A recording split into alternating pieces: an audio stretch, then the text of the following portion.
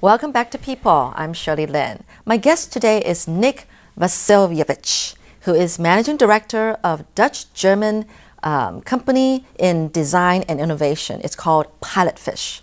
All right, well, Nick, as I was saying earlier, the Taiwanese government is trying to promote its design industry, and obviously they're working a lot with Pilotfish. So in what sense can you talk about that, and why the government has kind of set one of its goals for the year 2013 is to promote its culture and creative, and which also includes design. Yeah, so can you maybe share about your view and what you know about the Taiwanese market? Allow me to answer it, just to basically tell you why creativity is important. Sure. And it has a lot to do with how young people can actually have jobs 30, 40, 50 years from now. Now, everything they learn now, how can it be applicable 30, 40 years from now? So one way of making it more insured or more applicable is by actually teaching younger people about creativity, creative thinking, creative type of, the creative industry becomes important then, because it is an industry that has to switch and change with its environment. A lot of things that maybe a person learned 20 years ago in computer science is not applicable anymore. Or even 10 years ago in computer science is not applicable anymore. And you have to constantly learn more.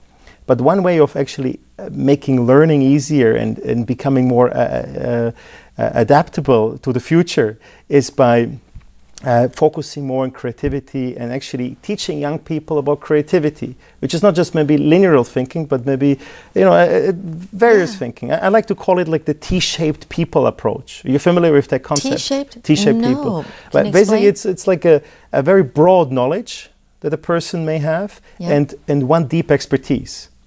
So you have this deep expertise, but you have this broad knowledge. And you can then draw from the knowledge you have. Let's say it's the arts, it's fashion, it's marketing, it's sales, it's history. You draw from this, and you can come up with creative solutions to issues, to problems, to challenges. Oh, okay. And some people even say that even T-shaped is not enough. You have to be pie-shaped. Pie-shaped? Which is two deep expertises and one broad knowledge. Oh, pie. Yeah, right. The pie. The pie. I'm thinking of the pie that you No, eat. not the.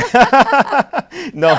Yeah. Well, that's nice. Okay. It's almost lunchtime, so we're getting hungry, I suppose. Yeah. But Okay. no, but pie. yeah, you're right. It's more. It's the pie-shaped thinking, and it has to do with what Steve Jobs said. It's about creativity is connecting things, and it's about like understanding how to connect different fields to come up with a solution to a challenge. This makes a lot of sense because I don't know if I'm right about this, but Taiwanese people generally are very, when they are students, kids, they are very studious. How Taiwanese parents always, want the kids to study hard and I'm very studious. But the thing is that they only know how to listen to orders from the teachers or supervisors or eventually the boss.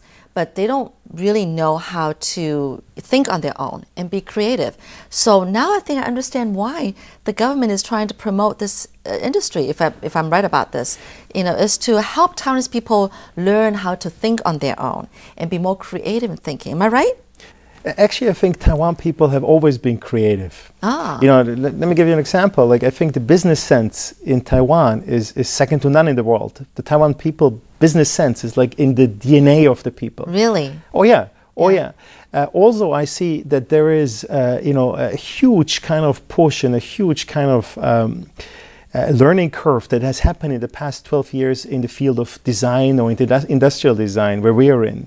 12 years ago, jobs were almost thrown at us. It was like something, hey, here we are, and then people were giving us jobs. But now we have to do a different type of approach. We have to, be more focused on the user and have to try our clients understand why we make business value to work with us. But I see this kind of really big, not just change, but improvement of the way Taiwan designers or creative people in Taiwan are more and more becoming globally active, and they are becoming bigger and bigger in the global scale. Wow. Well, you're saying so many great things about the Taiwanese people. It is true. It is true. It is very true. Yeah. Okay. Well, what else have you discovered about Taiwanese people? Let's move on to there. Since you've been in Taiwan, you said how many years now? Almost 6 years now. 6 years. Yeah. And actually, your wife is from Taiwan. Yes, correct. Yeah. Now, what have you discovered besides Taiwanese people being creative? What has it been like working with Taiwanese people? Well, it's. Let me put it like this. Like, how can I say it? It is, nothing is easy in life. You have to work everywhere. And it is a difference if you come as a foreigner to Taiwan with money in your pocket and you want to spend that money, or if you come here and you try to get business from people in Taiwan. So you have to really prove yourself to be, providing a service or have a product that people need in order to be able to sell that. But if you come with money in the pocket and you're going to find a manufacturer, the approach is different.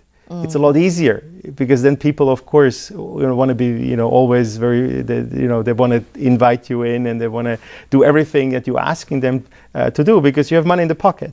But if you require money from your clients, and it's everywhere in the world the same, I suppose, it is a different approach.